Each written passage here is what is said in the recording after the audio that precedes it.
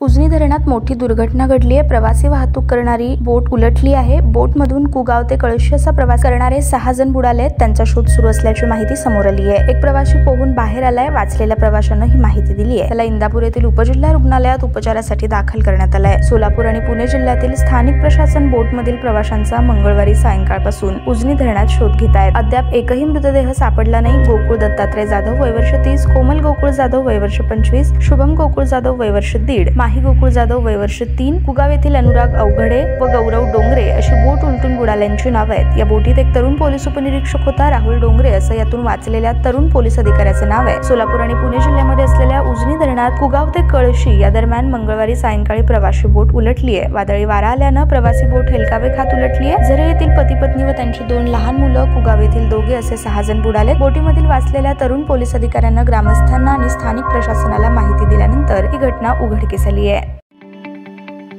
ताज्या बातम्या पाहण्यासाठी प्राईम महाराष्ट्र न्यूज चॅनलला सबस्क्राईब करा।